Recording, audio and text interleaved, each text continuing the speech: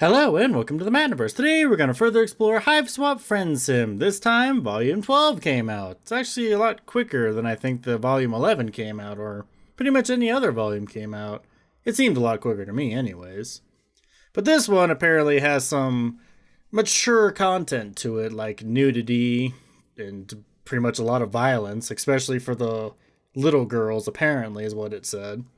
So, you have been warned about that. No, it's nothing depicted on the screen, though. I guess we just talk about it. So it's not all that bad, but we'll find out. So Volume 12 of Know-Nothings and Know-It-Alls. God, you have a headache. Is it dehydration? Or if you're thirsty for companionship? Are you hurt? Only your heart, and it aches for more pals. Is it withdrawal? Only from your addiction to new buddies. Really, there's only one cure for what ails you. Friendship. You wonder whose sweet medicine, not sweat medicine, you'll be imbibing this time? Imbibing? Not sure about that word. There they are. Galekh. I'm not sure. Just call him Gale. Or Gal. It still sounds weird when I say it that way. And then Tyrona. Apparently Tyrona's the one with all the violence in it. But this guy, apparently he's just got the whole nudity thing that we talk about, so we'll see what happens when we get there. It shouldn't be that bad, though. But let's go ahead and get started. It's a chilly night. Not in a bad way, though. It's the kind of crisp air that invigorates you. You think you might just fuck around and make a friend. You're busy breathing in a big old lungful of the stuff when you hear someone call out behind you. Excuse me, alien. I would like a word. It's phrased like a request, but delivered like a command. You don't recognize the voice, so you do some mental calculations as you turn. Whoever it is seems like they know who you are, which could be good or really, really bad. And you could make it to Zebra's Hive a few blocks if you had to make a run for it. That's not exactly a place you'd like to take sanctuary, though. No, it wouldn't be. So you figure the risk is talking to this mysterious troll is worth it. By the time you've rotated your face to them, you've got a big, friendly grin on. There you are. It's a bit of work to keep it there when you see who it is. Tall, sharp suit, well filled out, curly hair, cute little Christmas tree looking horns. Yeah, pretty nice. Very interesting looking. And an expression that screams, would pay someone else to bisect you if you call anything about him cute. I guess instead of dissect, it's bisect, I guess? Okay. It's a good thing you didn't choose to run, because last time you saw this guy, he was sprinting from your sparkly self at top speeds. You'd have no chance. He strides towards you with considerably less fear, but about as much purpose. Playing it friendly, you hold out your hand for him to shake. He takes it immediately, like it's an instinct. Yes, I am Galekh Zgissi. You are the alien. Nice to meet you officially, etc., etc. It is imperative that we speak, as it is a matter of some importance. I hope you will take my request seriously and follow me to my hive, where we can talk more openly. One, I guess? It is your best interest to comply. 2. What's with the 1s and 2s? Am I supposed to say that? I don't know. To the 1 power, to the 2nd power? That's kind of what it looks like. Wow. Okay then. We got a wordy motherfucker over here, huh? Okay, that's a bit rude. A short and sweet, hey, let's hang out, would have worked on your friend thirsty self, but that's fine. You don't have anything else to be doing, so why not follow this pushy high blood back to his house? So is he... Cerulean? What was the other color besides cerulean? There's one that's high, I think one that's a bit lower, like midsection. I don't know. Wonderful. This way. He stays true to his word and doesn't say anything else as he leads you toward his hive, but you watch the way he clenches his teeth and flicks his eyes back at you as he walks. Okay. He's about to explode, holding it all in. You walk a little slower just to bask in the need emanating off him. That's a big house. Yeah, he's definitely a high blood, that's for sure. Still dizzy with the feeling of having your presence wanted so badly, you trip a bit, heading up a wide flight of stairs. Jeez. And there are a lot of them. Jesus. He could have warned you at least. You look up as you pull yourself to your feet. The stairs lead up to an old stone building, covered with ivy that creeps around some pointy-topped windows and up to the tops of turrets. It looks like the kind of place a crusty old professor might walk out of, followed by a flock of khaki-clad rich boys? Yeah, khaki-clad, okay. Making sure I said that right. The door opens with a creak. You do not hear anyone debating the difference between a movie and a film in there, but you do hear bleeding? Sounds reasonable. There we go. Nice house though. Got a lot of books. What are you, like an author or something? It kind of looks like it, maybe. Maybe someone who examines other books, and he has apparently a house picture of his house. Why? Whatever. Once inside, Gale, I'm still gonna call him that, beckons you through the foyer and into another room, this time unlatching what looks like a very tall metal baby gate to let you both in. He checks the latch twice, but after he shuts it, then gestures to a pair of studded high-back chairs on either side of a fire. Please take a seat. I will make us some coffee. You will not have any like this before, as the taste is drastically different from the slop you get from a public coffee shop. 1. You do take a seat, and you look around while he fucks with an antique espresso machine. Man, we curse a lot in this episode, jeez. He never really just blurts that out for no reason. He has a desk covered in papers, open books, and a typewriter, and along the walls there are bookshelves leading up to a vaulted ceiling. Everything has an air of purposeful messiness to it, like he pulled some of his cooler titles to leave laying around for you to see. How flattering. You mentioned that this must be one of those personal jerk-off book hives Tizia's was talking about. Excuse me? Oh, never mind. You clear your throat and ask him what you want to talk about. Good way to dodge that. He hands you a cup and sits down in the other chair. Oh my god, that's a lot of writing. Okay.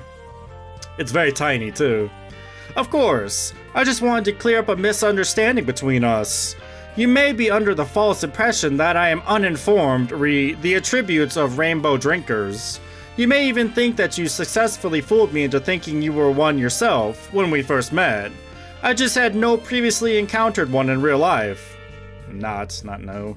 Nor had I ever seen an alien for that matter. Furthermore, when I see you before, you were in a company of Tagora Korjak. Still don't know about that name. I was making the most reasonable assumption possible, given the information I had available. It makes complete sense, if you think about it. He looks at you expectantly. Oh, you guess it's your turn to say something. Is that, all? Lame-o, I don't give a shit, my dude. When did I ever say that? What? Okay. I'm gonna go with that one. You laugh and then realize he's 100% serious. He really cares that much what you think of him. It reminds you a bit of a few months ago, or, you know, a few days ago. Still, you know what it's like. You try to tread the line between humoring him and easing him out of having to care that fucking much. You tell him you like him even if he was a complete rube. A total rainbow drinker lore idiot. If he is, incompetence knew no bounds. I get it. Oh heck. If that barely contained panic in his eyes is any indication, he isn't at all placid by that. You cut off that line of fine-gailing and try something you hope is a little more his speed. It must be cool to have a primary source sitting in his own jerk-off book hive though, right? He exhales, gathering himself a little. I am not sure why you keep calling it that, but I do admit I am interested in the chance to learn more about you. His fingers twitch. You hope he doesn't mean in the, creepy dissection kind of way. You are free to leave, right? You glance anxiously at the locked baby gate. What? Of course you can leave. Just because I am a high-blood does not mean I'm a fucking sadist. My interest in you is purely academic and friendly. Furthermore, that gate is not for you. Oh, okay. I don't know what that's supposed to mean, but sure. You do definitely worry about it, but not in a present, actionable way. Just in a sort of under-the-surface self-preservation way you've worried about, you know, everything that's tried to end your run on Eternia so far. Plus, he offered you friendship. You'll reach for your heart into that monkey trap any day. Hell yeah, then. You throw your arms out, toss your head, and tell him you're all ready to be studied and subsequently friended.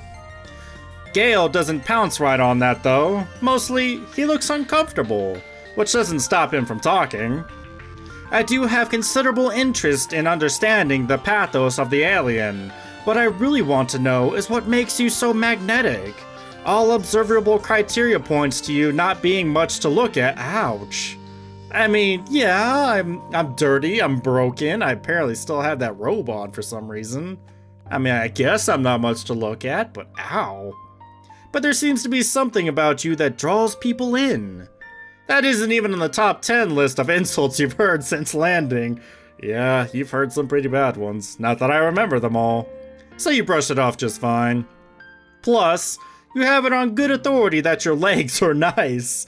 I do remember somebody saying that your legs were nice. You flex those bad girls in order to give yourself a little self-esteem boost. I was wondering if you had a miserable status. Immiserable status, I guess? But the more I learn about you, the more difficult it becomes to make any sense of your plans. Accounts of your activities contradict each other at almost every turn. You are either the most suave and well-connected oh Jesus. What's up with the philanthropentary? I guess. I'm not good with all these big words. I have ever heard of, or you are running around with no clue what you're doing, and somehow it works out for you anyway. You mean, it works, it's worked before. A low, frustrated clicking rumbles in his throat. He puts his coffee aside and crosses his legs.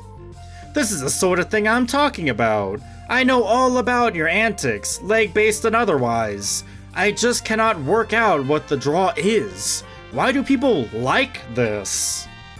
He seems pretty fixated on this. You wonder if, perhaps, he has some hidden reason for wanting to know why other trolls might be into your freaky little self. Okay. Some sort of personal interest in another troll's friendship decisions and inclinations and interests. Just, you know, maybe? You wait for him to blush, but he doesn't. He does start talking very quickly, though. First of all, I do know what you mean by that. I do not base my self-worth on anything so external. Hypothetically, if I did happen to be invested in what someone else thought of me, I would not tell you about it. Okay. Furthermore, just because I am not a freak does not mean I do not have desirable traits. Oh, hello. Lucis came out of nowhere. You'd think he'd probably keep going forever, now that he started letting it all out. But there's a sound behind you that shuts him the fuck up. Yeah, I'm starting to curse a lot in this one. Hello. You both turn to see his Lucis, a big scruffy goat, gently headbutting the baby gate. Oh, that's who it's for. It looks extremely friendable. Stay on topic, feed the beast. I'm gonna feed the beast. As much fun as it is to get monologued at, you opt for a change of pace and ask Gale if this goat is a good boy. If you call breaking into my book hive and eating important chapters of my manuscript good, then yes, he's the best. He sighs when he says it, a mix of frustrated and fond. You pull an apple-adjacent fruit from your hoodie pouch? Okay, barely have a hoodie now? Whatever. You never know when you might have to spend the day hiking in an alley, so pocket snacks that don't make you puke are extremely useful. You offer it to the Lucis, and he uses his teeth and tongue to pull it to him through a hole in the gate. Nice. You don't have to have a crisis about whether or not you should let him in the room, because once he's swallowed his snack, he trots back down the hallway. You mosey over toward Gale, plop back down in the chair, and let him know that you're ready to get this fact exchange party started. You wonder to yourself what kind of information actually exists about aliens, you mean humans, on Alternia. The fact that you have started thinking of yourself as the alien is mostly fine, you figure. It's what the trolls vibe with, which is what you're all about, in the end. But it could be cool, maybe, to hear about the history of humankind from their perspective. You've been curious, and if anyone would know, it'd be this fucking nerd. Ow, dude, jeez. So you ask.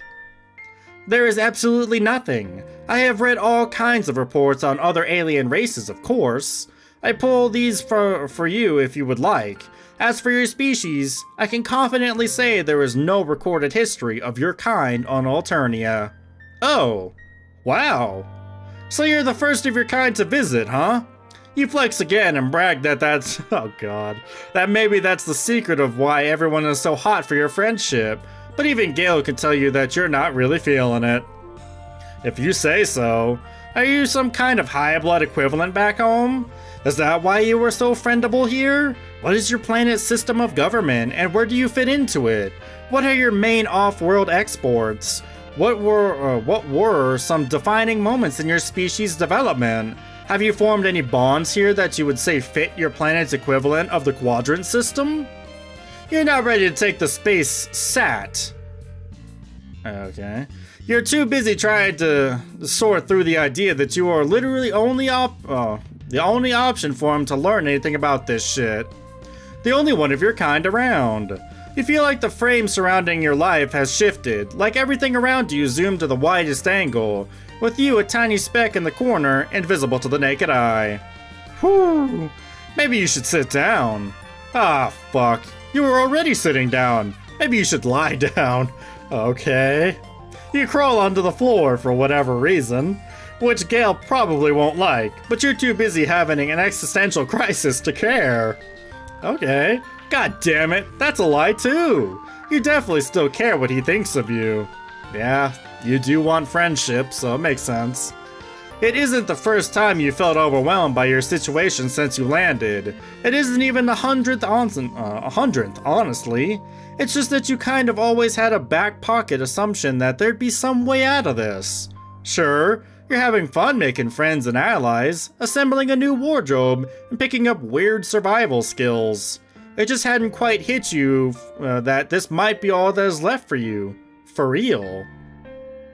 Is this floor wiggling another alien friendship ritual I just do not grasp the allure of? Or are you spontaneously suffering? Please stop whatever it is. Yeah, probably be a good idea.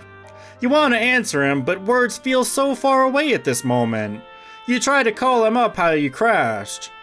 You try to call, oh, okay, that was trouble, what? You try to call up how you crashed, or what the ass you were doing in the spaceship to begin with. Are you even a certified astronaut? Do you have any advanced degree? Do you have hands? Yes.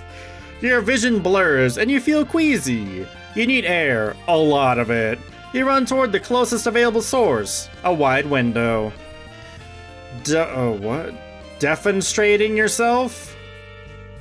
Defenestrating? Yeah. Defenestrating yourself is maybe not the best option, but it is the one you are currently the most emotionally attuned to, so that is what the fuck you do. Luckily, the panes on the window open like French doors, and you're still on the first floor. You spill out without breaking any glass or limbs. Behind you, Gale hollers. It still feels nice outside. You lay there and breathe in and out and try to pull your shit together. From your prone position, you can see Gale put one leg over the windowsill, shake his head, and then pull it back and turn away. Okay, he certainly looks fit enough to be able to manage that leap, but of course he wouldn't bother. He should give up on your hot mess of an alien self. You're fine wasting away out here like yesterday's banana peels, anyway. You're ready to take a depression nap right there, and when you hear the front door open. Oh god, yeah, he's pissed. Gale is stomping toward you, flushed and fuming. He looms above you, his large frame quaking with anger. Listen here, you little maggot? Okay. I have opened my home to you. I have opened my mind to the possibility of understanding you, despite multiple instances of you not offering me the same courtesy. I only wanted to correct your misconceptions about me, and to have a chance to exchange some cultural understanding. No, you sit up and promise that he's been great, the best and smartest friend you've made yet, a great host, excellent even. It's not his fault you're not clicking like you do with other people. If that were true, why would you spend this entire visit acting like a fresh-hatched idiot? At this point, I have to conclude that you're mocking me and my genuine interest in you. There is no other explanation for your behavior. You tried to explain that you were just in your feelings, but he has stopped humoring you. He turns on his heel and stomps back inside. You want to hope that he'll come back. The drive to understand outweighed the drive to be done with your sorry ass. But you know he won't. You drag yourself to your feet and start the slow, lonely walk to somewhere, anywhere else. From the open window, his Lucis cocks his head to the side and softly bleats his goodbyes. Aww. Yeah, I can definitely tell that's a bad end. Oh man. Well, it was gonna end one way or another. But yeah, that's not too bad though. I mean, I haven't really got anything to nudity-ish, so I don't know why they put that in there. Maybe we'll still see it. I'm curious to know what they're talking about. Or maybe it's all this referencing that they're doing. That's probably what it is. So, I'm gonna go with is that all? Man, what the fuck is this guy even talking about? You thought whatever he wanted was gonna be a way bigger deal. You want to get this straight, you say? He dragged you all the way out here under a thick veil of secrecy just so he could tell you what he knows about what he's talking about? That he was actually right and not wrong, smart and not dumb, specifically about rainbow drinkers? Yes. Is this confusing to you? I cannot have people thinking incorrect things about me. Cool. No. You were just checking. You tap your fingers on the leather arm of the chair. Is that all he wanted from you? Oh, yes, I suppose. As long as we are in agreement and you do not intend to spread any misinformation. You promise. That is great news. There is a long pause. He looks disappointed somehow. You're not sure if this is what he was expecting, but it sure as hell is what is transpiring. I will show you out. And there you go. Oh man, he's just sitting out the window looking at me. Okay. Well, we know the right path now, so it's not gonna be that hard. We just need to get there.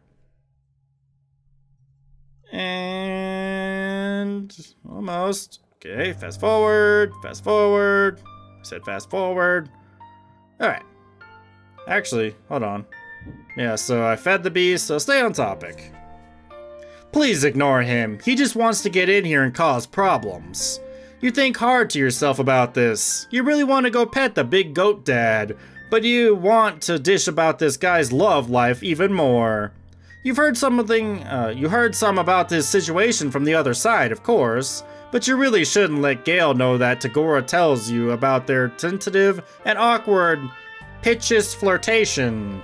Unless, you know, it helps you get more friends. No! You slap your own cheek to snap yourself out of it. No secret spilling. Gale leans away from you against the back of his chair. Fuck. You are really not doing anything to change my impression of you. You have an idea. So you cut him off before he can monologue you to death. You tell him that it sounds to you like what's really bothering him, a regular, non-freaky guy, is that he's jealous of your free-spirited friendability. He wants what you've got. He glares at you, oh god, his breathing quickening. Ooh, yeah, you hit a nerve. I do not want anything of yours. Interrupting him has worked pretty well so far, so you try it again. Oh god, let's cut the shit, you say. There's no reason for him to hide anything from you. First of all, you already promised to like him no matter what. Secondly, you know what it's like to want to impress someone. And finally, you know all about how to be a huge motherfucking weirdo. So, why does he let you show him how to walk on the wild side? He could take a few pointers from Alternia's biggest freak. You can see the ensuing makeover montage already, and you start bouncing a bit on your seat. I have zero interest in... Okay, that won't do. You try one more tactic, telling him you guess he doesn't mind not knowing shit about how to be a freak. Oh, Gale, they'll all say, smart at how to be boring, and a real big dumbass about weird stuff. Wow, I am just laying it on thick apparently. Ah, I see what you are doing. It stands to reason that allowing you to broaden my horizons with your alien ways will serve to increase my cultural competence. Great! So, what'll it be? Shopping for a new, more casual suit? Or something wilder? Spicy undergarments? Dyeing your hair? Other weirder body mod? Gale's eyebrows shoot up. That last one sounds interesting. Wow, he's really ready to go whole ass, huh? You weren't expecting that from this guy, but you guess maybe he was waiting for an excuse to try something. That, or he'll really can't deal with being Alternia's biggest obnoxious know-it-all. Go big or get cold, as they say. Damn, that probably is what they say. I wouldn't doubt it. Anyway, you can't wait to get this show on the road. You tell him you even know a guy that can probably help him out. Will he be discreet? I am willing to leap into this, but I do need to protect my privacy, of course. Oh, for sure. You mean, like, probably? His brow furrows, either at your continued interruption or your hesitance. So you waste no time and whip out your palm husk. You pull up the secret gripe profile you got Malekh to make so you could keep in touch, and call him up. Oh, so we're going back to a guy from, about number 11, huh? What's up, Robo Buddy? You get right to it and tell him you made a new friend who's looking to get a new hole put in him. Behind you, you hear Gale choke on his coffee. Artistically, an aesthetic hole. Gale shrugs weakly, his eyes still wide. Or something similar. Hell yeah! Anything for you, bud. Malekh's eyes dart from your face to the room behind you. You're not sure how much he can see through the screen, though. My gear equals easy to pack, so I'll be over soon. I'll bring options. You start to give him directions, but he stops you. Don't worry, I know exactly where you are. Your palm husk equals low-jacked. Figured you'd be cool with that. Oh yeah, thanks. Now you're just keeping tabs on me? Thanks, Malekh. See you soon.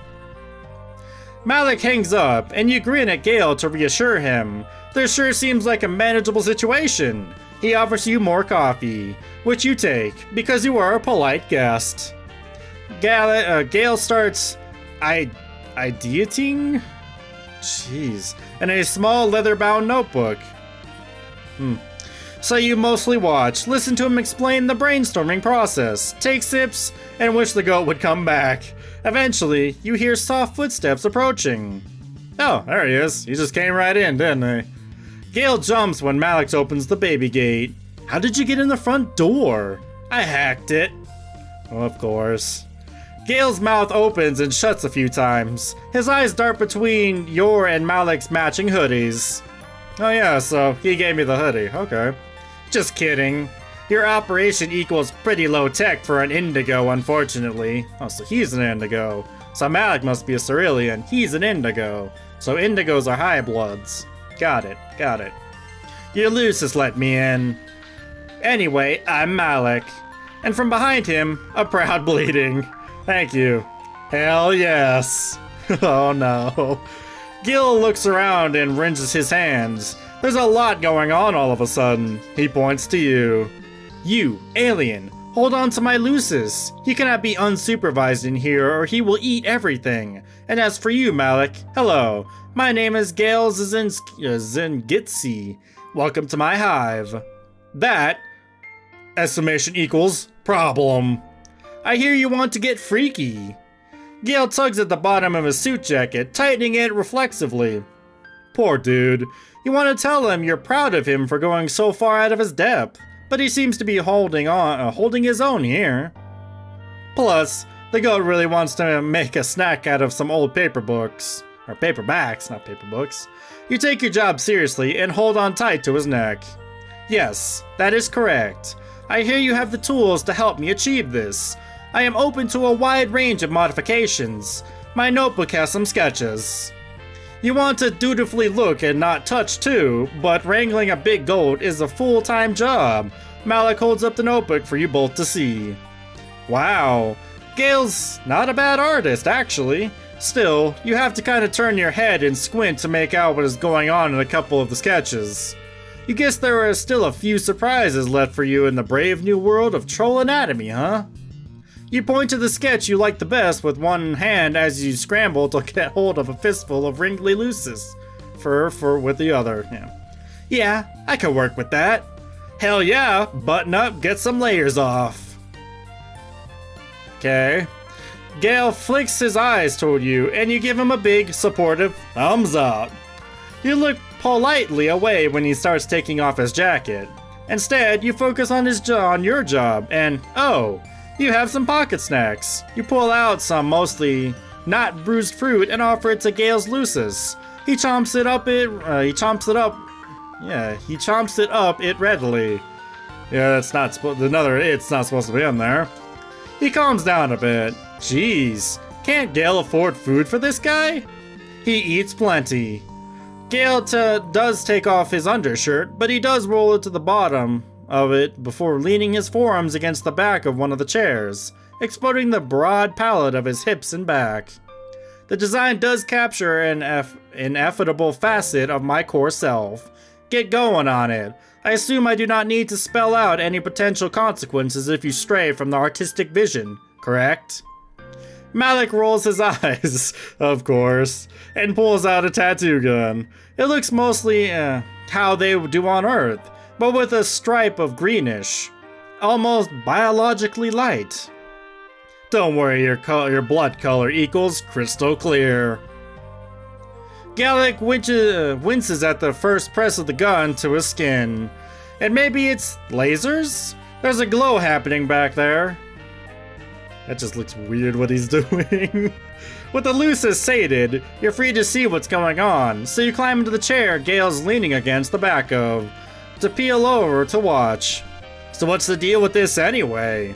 Tattoos don't seem much like your vibe.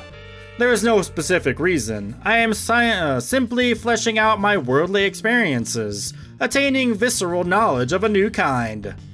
He's checking off something from his bucket list. You helpfully add. Gale flushes bright blue and jerks backward, screeching like you haven't heard since you first met and traumatized him. Oh boy, you have no idea how, but that was apparently extremely the wrong thing to say. Watch it. You're gonna make me fuck up your ineffable vision. No need to flip your think pan. Gotta do what it takes to find a fuck up. I was about to say the wrong thing there. Gotta do what it takes to find a bucket buddy. I've been there. Gale stares decidedly into the middle distance as he breathes in and out and repositions himself against the chair. This is extremely not what this is about. I am perfectly capable of fulfilling my propagandational. Oh God, this is wrong with me saying these big words. I just can't. Propagational duties. This is not a thing I have to do. It is a thing I want to do. If it happens to spark concupiscent, oh geez, concupiscent interest, so be it. I'm going with that. Yeah, whatever. I don't judge. You only have the barest grasp on what they're discussing here, but things are starting to click into place. You don't want to embarrass your potential new friend by calling him out on his crush even further, or by implying that you can't find anyone to file a quadrant with. You tell Malik that Gale is making his decisions based on his own personal emotional self-inducting journey. And that's all. Educating, not inducting. Yes, that is the heart of it, exactly. Gale smiles at you, and it's crooked and stiff on his face like he hadn't expected to put it there. Okay. You smile back and place your hand on top of his, white-knuckled against the back of the chair. He winces in pain only once more before Malekh steps back, tilting his head to admire his handiwork. That'll do it. Gale rolls his shoulders and twists his body around to check his new ink. Satisfied, he turns to extend his hand to Malekh. Thank you for your time on such short notice. Would you like to stay to... Malekh shakes his hand but cuts him off there. No thanks. I'm not much for the after party. See you around, Robo-Dude. Nice to tat you back, nice to tat you, Button-Up. He tosses the gear back into his bag and nods at you both. On his way out, he passes the goat's head, now placid. One new friend is enough for me for one day, I suppose. Thank you for encouraging me to try something new. I still do not completely understand you, but your penchant for flinging yourself wholeheartedly into a precarious situation is fascinating. That is what you do best. Yes, that is. You grin uncontrollably at the compliment. I might try employing the tactic a bit more in my daily life, if it will lead to newer, deeper grasp of the troll condition. As such, I have 2 confessions for you. He takes a deep breath and gets the rest out all in one go. 1. I knew only an elementary amount of information about rainbow drinkers before I met you. And 2. The reason for my frond hinge jerk reaction at that moment was because of my Gorgic-shaped blind spot. Okay. Alright. I don't know, whatever. You graciously do not let on that those are 2 of the most obvious pieces of information you've ever encountered. Gale clears his throat and thrusts his palm husk towards you. Now that we have taken care of that, take a photo. He turns around and you lovingly set up the shot. On his hip bone is the modest rendition of his sign. An indigo, of course. It's framed by 2 springs of pine, crossed under it in a V. The face on it, the look on his face as he turns back over his shoulder for the camera is the most self-satisfied thing you've ever seen. When you hand Gale his palm husk back, he fucks with it for a minute, and then it starts buzzing with notification after notification. He looks up at you, a smile creeping into the corner of his mouth. He bites it back like he's not sure what to do with the undefinable happiness he's experiencing. He hates it. What? Okay. Victory? I don't know.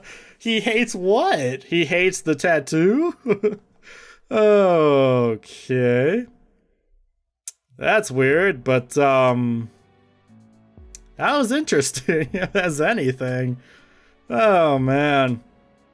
Still, yeah, I don't know. It's probably what they were referencing, so I don't know. Whatever. But anyways, that was actually pretty cool. I met a new friend who's a definite high blood. I think a few of the other friends I have are high bloods. Not many of them, only a few of them. I think, quite a lot of low bloods and a few mids. Probably. But it's fun either way. I'm glad that I got to see Malekh again. That was pretty cool. So I wonder what the next one will have in store. We'll have to find out. Apparently she's very violent, so that's going to be very interesting to see. But we'll get to it when we get to it. So thank you for joining me for this adventure. I'll see you guys for the next adventure. Bye.